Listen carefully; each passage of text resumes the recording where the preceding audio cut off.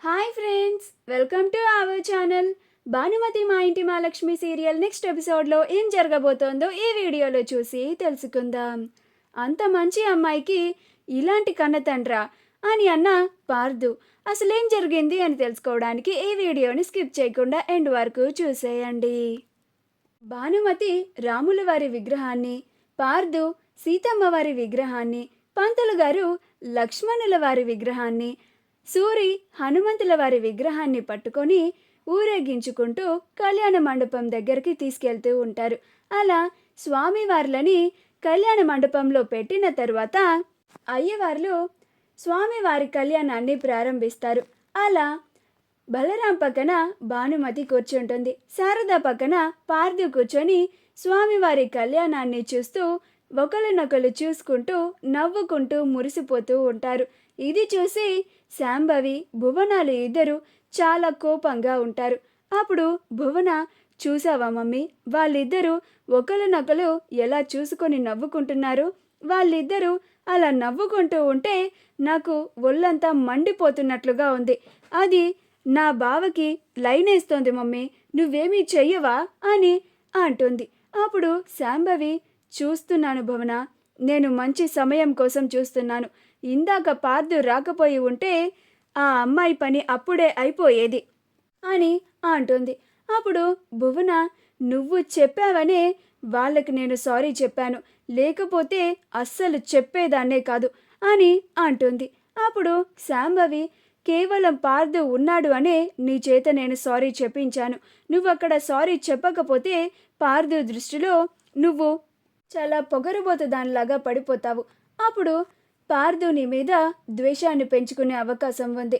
నువ్వు పార్థునే పెళ్లి చేసుకోవాలి అని అనుకుంటున్నావు కాబట్టి పార్థు ముందు కొంచెం ఆచితూచి వ్యవహరించాలి అని అంటుంది.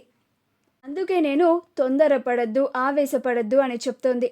మనం ఏమాత్రం ఆవేశపడి ఆ బస్సమ్మాయితో తప్పుగా ప్రవర్తించామా, అలాగే పార్థు ముందు ఏమైనా తప్పులు చేశామా, పార్థు మనల్ని క్షమించడు అని అంటుంది. అప్పుడు భువన, అలాగే మమ్మీ అని మౌనంగా ఉంటుంది. అలా పార్థు భానుమతిలు ఇద్దరు ఒకరినొకరు చూసుకుంటూ నవ్వుకోవడం చూసి భువన చాలా కోపం తెచ్చుకుంటూ ఉంటుంది. కానీ తన కోపాన్ని కంట్రోల్ చేసుకుంటూ ఉంటుంది.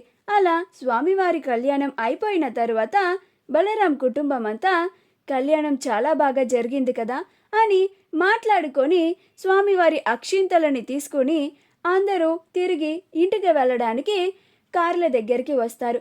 అప్పుడే పేకాటలో తన డబ్బులన్నిటినీ పోగొట్టుకొని అప్పుల వాళ్ళకి ఇవ్వాల్సిన డబ్బులు ఇవ్వకుండా అక్కడి నుంచి పారిపోవాలని చూస్తూ ఉంటాడు. అప్పుడు అతను కోటిని వెంబడిస్తూ కొడుతూ ఉంటాడు.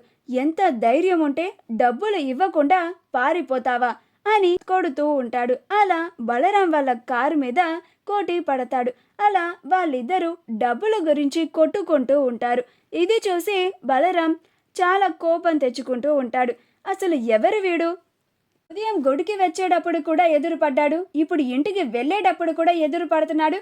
రేయ్, వీడిని అవతలికి లాగిపారేయంట్రా అని అంటాడు. అప్పుడు పార్థు చాలా ఆవేశంగా కోటి మీద చాలా కోపం తెచ్చుకుంటూ కోటిని తన్నడానికి మీదకి వెళ్ళబోతూ ఉంటాడు. అప్పుడు సూర్య వచ్చి, పార్థు ఆగు పార్థు, ఆవేశం వద్దు, అతనెవరో తెలుసా నీకు అని అంటాడు. అప్పుడు పార్థు ఎవరు అని అంటాడు. అప్పుడు సూరి, అతను ఎవరో కాదు, ఆ బసమ్మాయి కన్న తండ్రి అని అంటాడు. అప్పుడు పార్థు ఆ మాట వినగానే ఆశ్చర్యపోతాడు. అదేంటి, అంత మంచి అమ్మాయికి ఇలాంటి తండ్రా, ఛ అని అనుకుంటూ భానుమతిని గుర్తు చేసుకొని ఆగిపోతాడు. మా వీడియో కనుక మీకు నచ్చినట్లయితే లైక్ చేయండి, షేర్ చేయండి, మా ఛానల్ని సబ్స్క్రైబ్ చేసుకోండి, పక్కనే ఉన్న బెల్ ఐకాన్ని క్లిక్ చేయడం మాత్రం మర్చిపోకండి.